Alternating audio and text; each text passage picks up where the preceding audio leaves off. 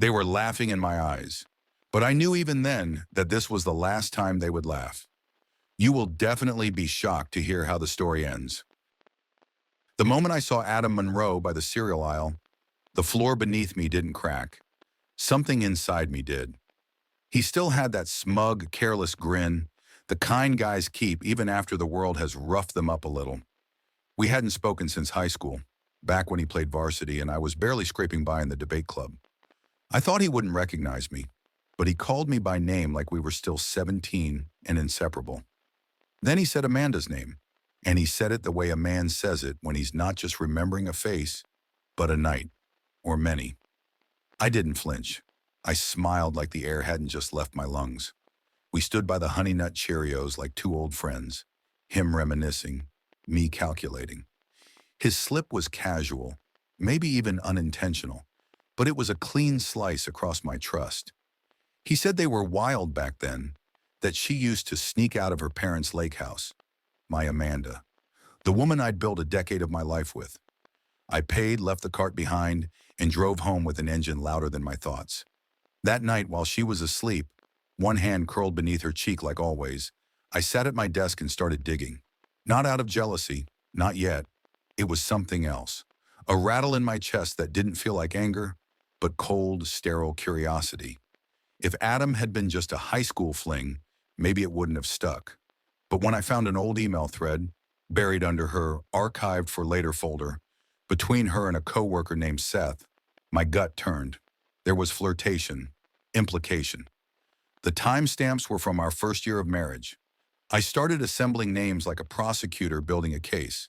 There was the yoga instructor she raved about during her self-care phase, who signed his texts with a lotus and a heart. Then the family therapist we both saw when she said I was emotionally distant. He apparently wasn't. They were all part of her circle, men orbiting her like satellites, each leaving behind traces she thought I'd never be smart or suspicious enough to trace. But I didn't spiral. That would have given her power. I got clinical. I separated facts from emotions like a surgeon pulling shards from flesh. In the mornings, I kissed her forehead like nothing was wrong. At night, I charted timelines, made folders, printed receipts. She laughed when I suggested a weekend at the lake house for a family photo shoot. "So wholesome of you," she said. I told her I missed her childhood stories, that I wanted to build an album for our anniversary. She believed me. In truth, every photo was bait. Every smile I gave was a setup. My hands, always calm, moved like they were laying bricks around her, each with names, dates, proof. I wanted everyone there. Her mom, her dad, her baby sister, and her painfully polite husband. The cousin she only sees at Thanksgiving. I didn't want a confrontation. I wanted a reveal, like a courtroom exhibit unveiled with gloves on. The trick wasn't catching her. That was easy. The real power lay in what I could make her see. And more importantly, who I could make her see it in front of. Because she'd built a perfect lie and taught everyone how to live in it with her. It wasn't enough to shatter the illusion for myself. I needed to light a match and show everyone how much gas had been leaking beneath their feet all along.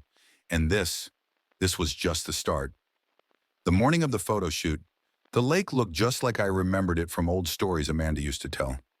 Fog curling low over the water, the dock damp with dew, pine needles clinging to the soles of my shoes. There was a kind of quiet that settled in your chest out here, something that made you feel smaller than the lies you were about to expose. I'd driven out alone the night before to set everything up, blankets laid out on the grass, old family photos arranged on folding tables like it was all just nostalgia. But hidden behind the smiles and sunflare prints, I had rigged the real display. The screen wasn't obvious. I disguised it like a tribute to Amanda's late grandmother, tucked behind a drape that I would later pull down with a casual tug. Nobody suspected a thing. When the cars started rolling in mid-morning, her family spilled out with picnic baskets, hugs, and stories. Amanda's mom even brought homemade lemonade. Her dad, still stiff in the shoulders from decades in the church, stood with his hands behind his back like he was guarding something sacred. Amanda looked radiant, bright sundress, barefoot, her hair pinned back like we were 20 and in love again.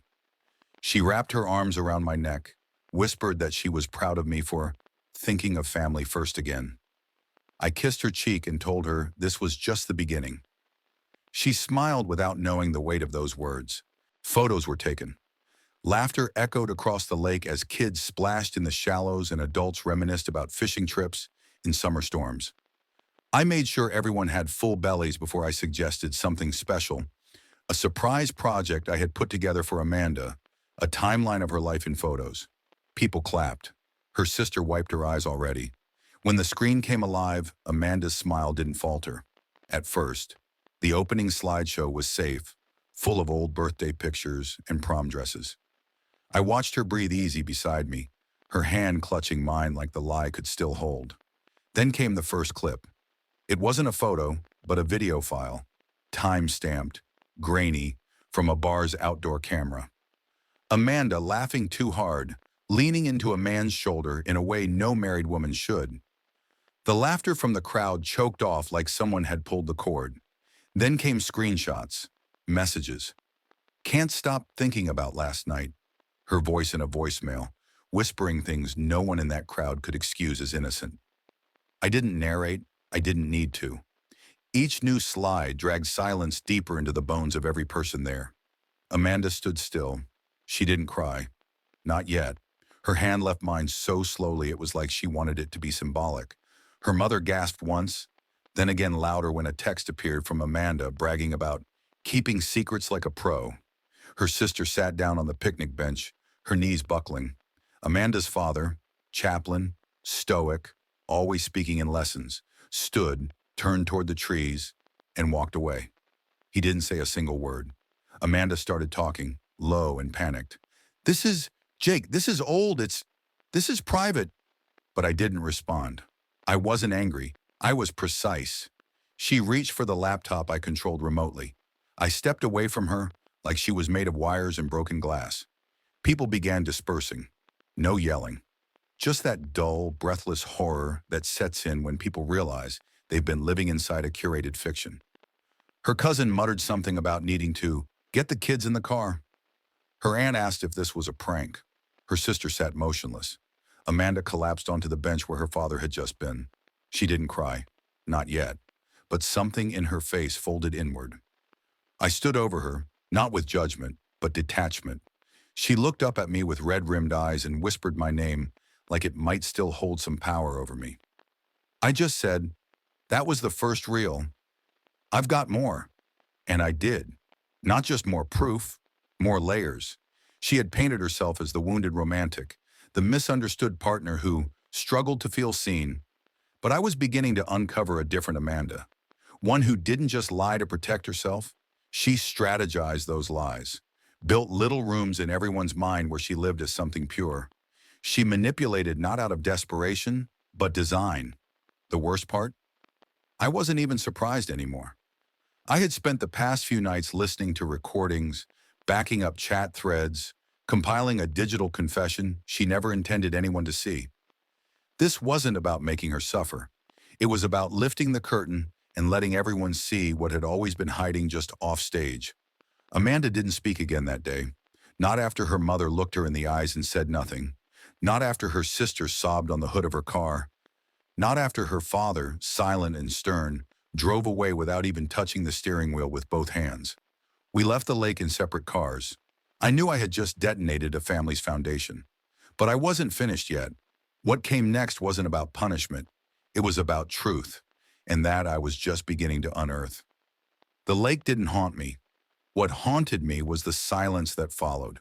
No screaming matches, no furious texts, just this suffocating quiet, like the air had thickened around everyone who saw what I showed. The next morning, I didn't wake up to Amanda's voice or the hum of the espresso machine. She was gone. Her clothes were still in the closet, her sandals by the door, but she wasn't in the house. The absence didn't feel like abandonment. It felt like a retreat, like a general regrouping after a surprise ambush. Mid-morning, my phone rang. The screen read Sophie, Amanda's sister. I almost let it go to voicemail, but curiosity won. Her voice was shaking. She didn't start with a greeting, just said, I knew years ago. There was a pause, then a breath that sounded like it took all her strength to release.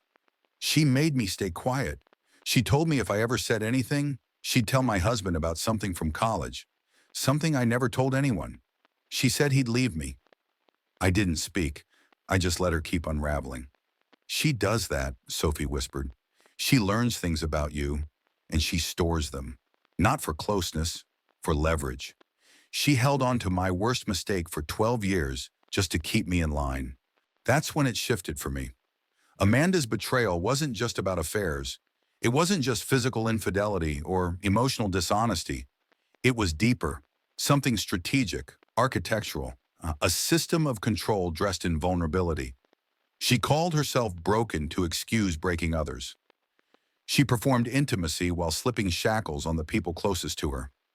I asked Sophie for names. She gave them. Some I already had, Seth, her co-worker. Others were new. A neighbor who used to help fix the garbage disposal. A couples retreat instructor, her former roommate's fiancé. All men she'd orbit, charm, peel apart like she was studying them, then discard when the thrill dimmed. And every time, she'd twist the narrative, preload the sympathy, make herself look like the misunderstood heart that just wanted connection. Sophie agreed to meet. We sat on a park bench 2 towns over, far from where people knew our names. She brought a USB stick, said she had kept it in case things ever got bad. Inside were years of chat logs Amanda forgot she synced to a shared account, emails to a friend where she bragged about testing boundaries and playing therapist to weak men. It made me sick, not because of what she did, but how casual she was about it, like it was sport, like people were just puzzles she liked to take apart and leave on the floor. After Sophie left, I sat with my hands curled into fists, staring at nothing. I wasn't angry. I wasn't hurt. I felt focused, laser sharp. I realized I wasn't just uncovering Amanda's secrets. I was excavating a ruin. There were layers to her story, and at the center wasn't just a broken woman, but one who built her power on the silence of others. That night, I started reaching out to the people Amanda had tried to control. Some answered coldly, some hung up, but a few, just a few, responded like Sophie did. Timid, wounded, relieved. One of them was Mark, a former friend who vanished from our circle years ago. Back then, Amanda said he made her uncomfortable, that he was too flirty, crossed lines. We dropped him fast, no questions asked. When I called, he laughed bitterly. "She said that?" he asked.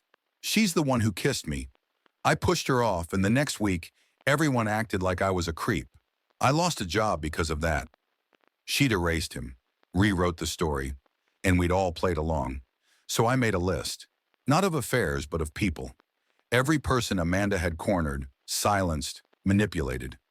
Some she seduced, some she simply threatened with their own mistakes. I started seeing a pattern. Amanda never wanted love. She wanted control. She didn't seek connection. She curated loyalty, extracted secrets, used intimacy as leverage. This wasn't chaos. It was a system, a quiet tyranny dressed up as free-spirited openness. I spent the next week building out what I started calling the map, a visual of Amanda's web. Names, dates, connections, symbols. Some strings went back over a decade. Her manipulation wasn't random, it was generational. And that's when another call came. Block number, gravel voice. "You know," the man said slowly, "she always seemed dangerous, even when she was 12. Amanda's grandfather. He invited me for coffee. He had something to say, and I had a feeling it would change everything." Amanda didn't reach out for days. Not to apologize, not to explain, not even to rage. The silence was her fortress, and for a while I wondered if she was even planning her next move or just licking her wounds. But Amanda never stayed wounded long. She didn't grieve, she calculated. When I finally heard from her, it wasn't a private message. It was a mass email to her entire family. She was organizing a healing dinner. Her words, not mine. Said she wanted to address what happened at the lake, openly, honestly, with love.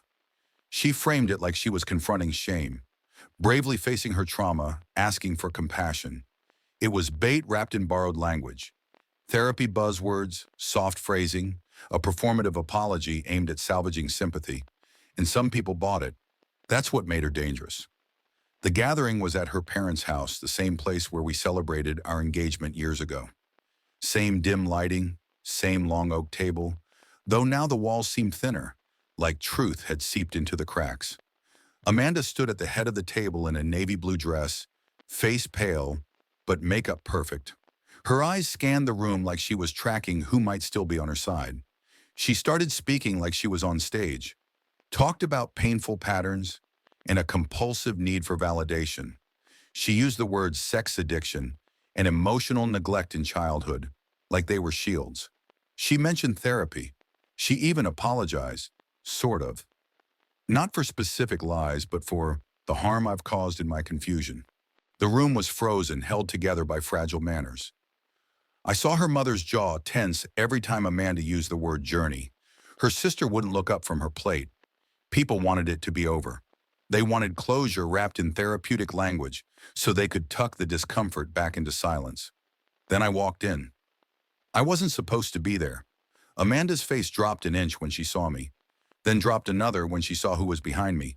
Charles Warren, her former boss, the one she once accused of misconduct at a company retreat, the one who lost his job, his reputation, and nearly his marriage. Amanda had spun the story so tight that even I believed it for a while. She claimed he'd tried to coerce her, that she'd escaped and filed a report. HR buried the mess quietly, and Amanda played the survivor. But Charles wasn't the villain. He had proof, emails, texts, photos.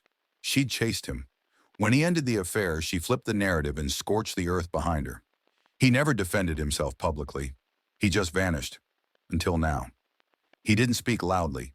He didn't accuse. He laid out a folder of documents on the table and let the pages speak. Printed messages where Amanda begged to meet him at hotels. A letter he'd written to HR the day after she turned on him, time-stamped and sealed. Photos she'd sent, smiling, lingerie-clad, well past the point of coercion. Then the one that crushed the last of her facade, a screenshot where she joked to a friend about turning a rejection into a promotion. Amanda tried to interrupt. Her voice cracked. She said she wasn't in her right mind, that the context was complicated, but no one moved to help her now. Her mother, silent for so long, stood up and pointed at the folder like it was a weapon. "I believed everything you ever said," she whispered, trembling.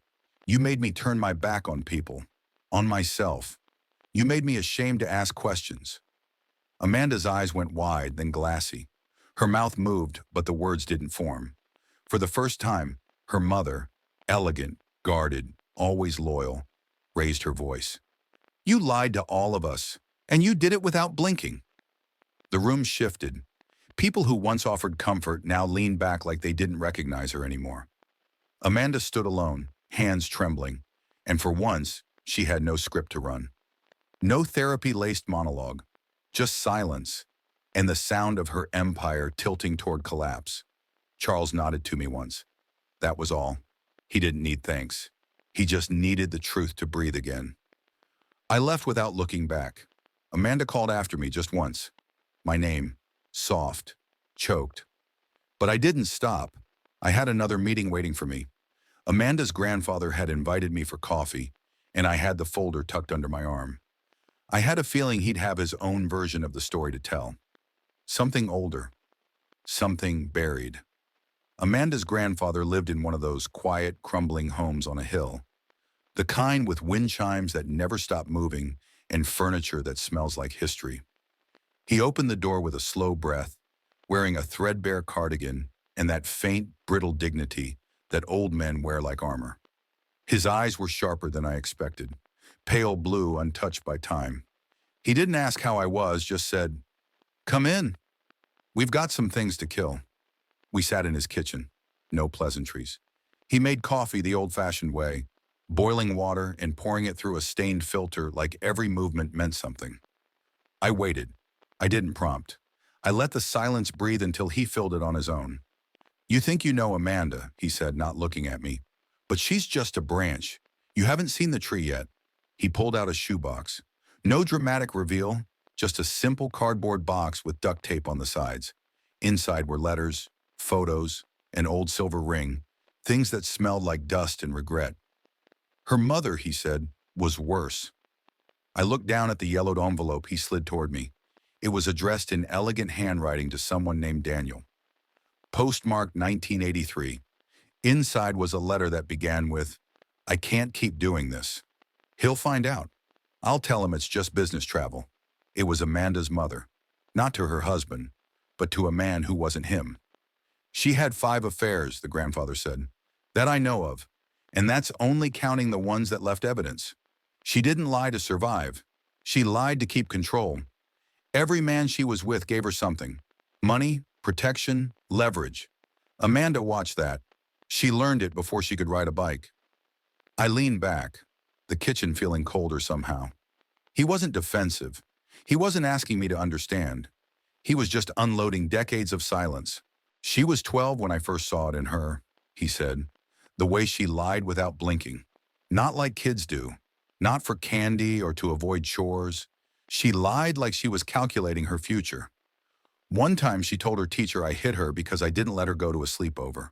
There was an investigation. It nearly ended my marriage." I stared at him. "And you never said anything?"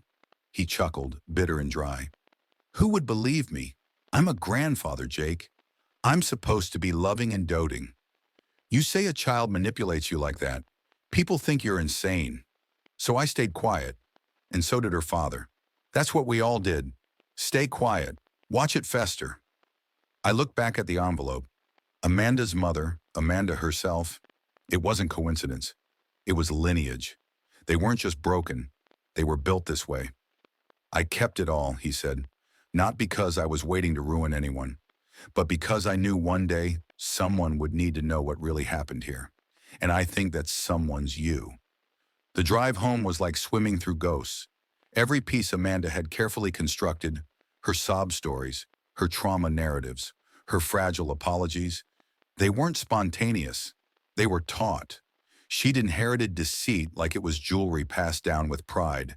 And all of us, me, her family, her co-workers, we'd all been actors in a play she didn't even write, just inherited and improved upon.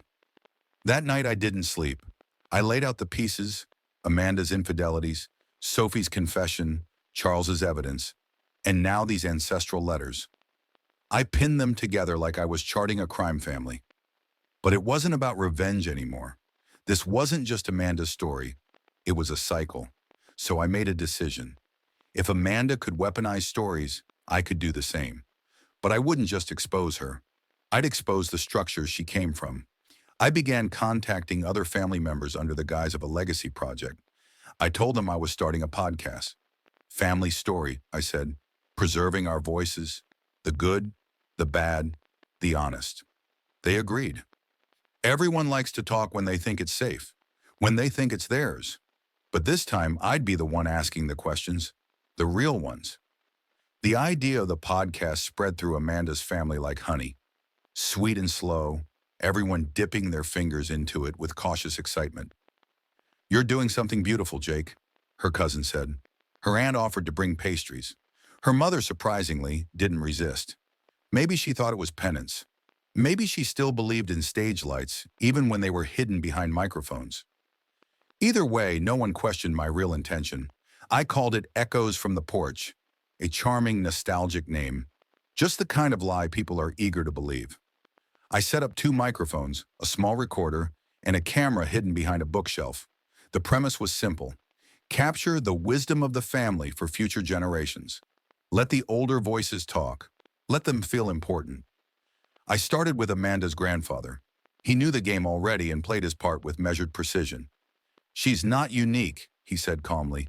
"Amanda's just the reflection of a house that forgot how to be honest." That became the tone. Each episode a confession disguised as recollection. I kept my questions soft but pointed. "When did you first feel something wasn't right with Amanda? Do you remember any strange stories from her childhood? Did you ever sense she was keeping secrets?" The answers started shallow, but memory is funny. It drags deeper things to the surface when you leave it undisturbed long enough. Her aunt, sipping coffee, suddenly remembered Amanda locking herself in the bathroom for hours as a teen, whispering on the phone.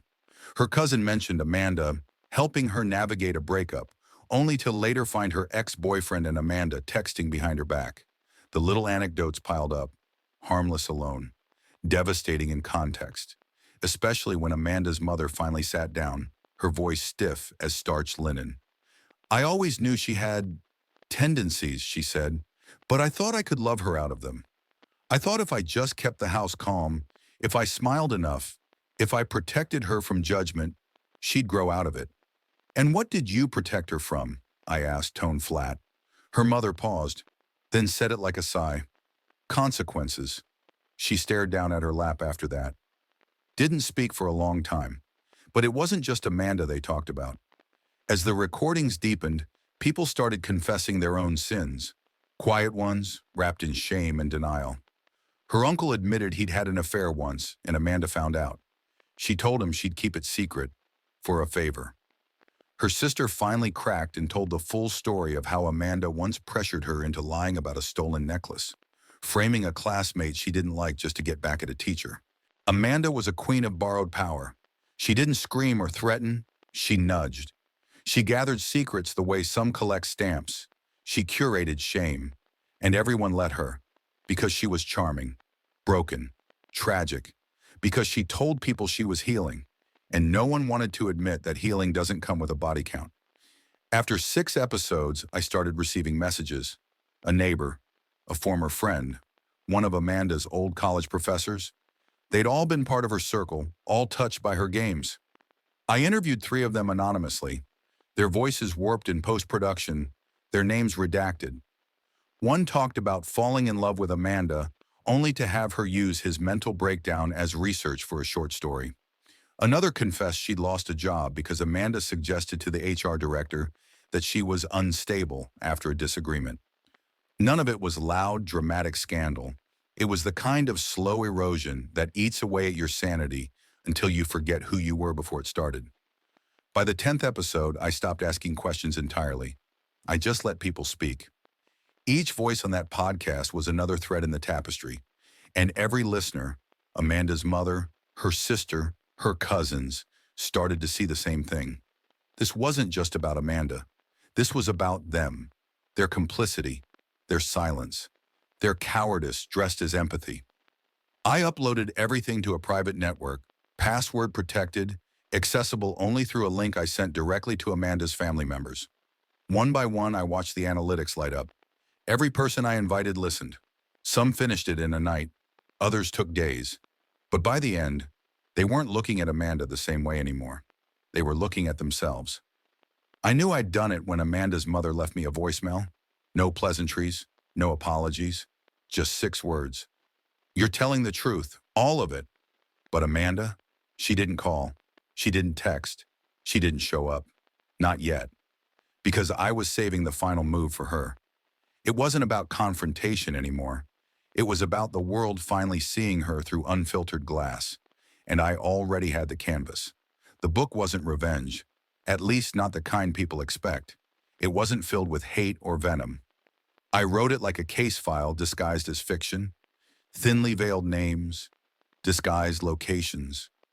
A timeline so precise anyone who knew the family would recognize it by chapter 2. I called it The Mirror's Daughter. It was quiet, sharp, methodical. Every sentence carried evidence stitched into narrative.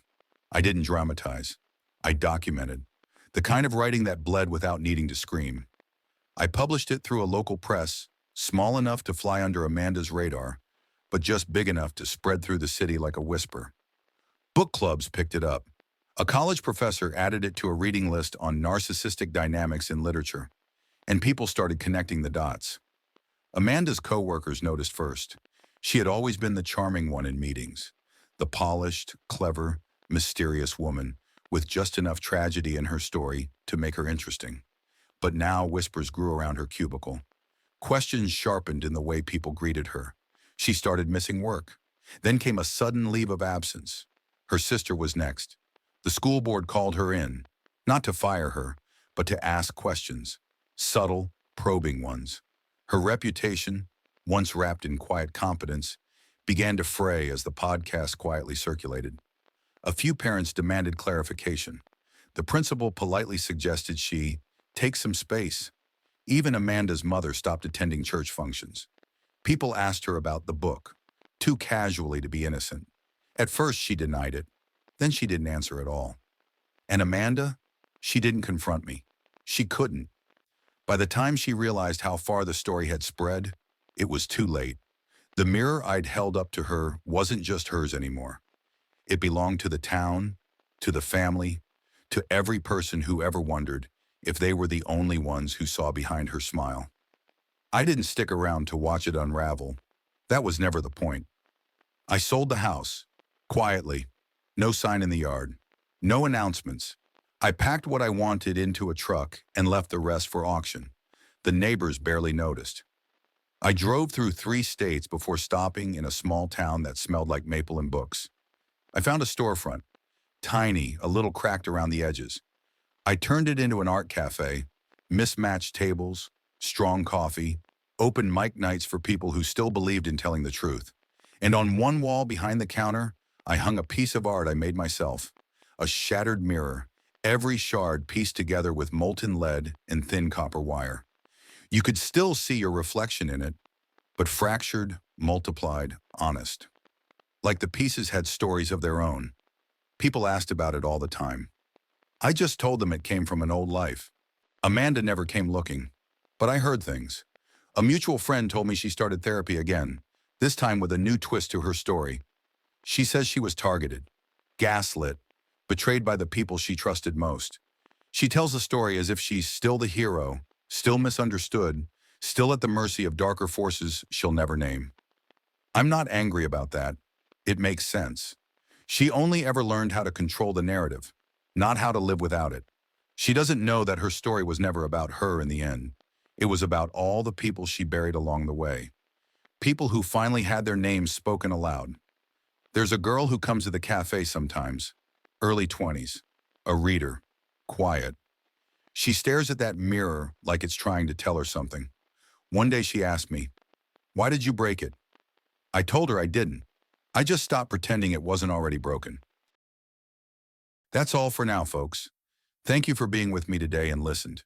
And if you liked my story, please subscribe, hit the like button, and comment below what you think about all this, and what would you do if you were me. Also, don't forget to check my other stories in description below.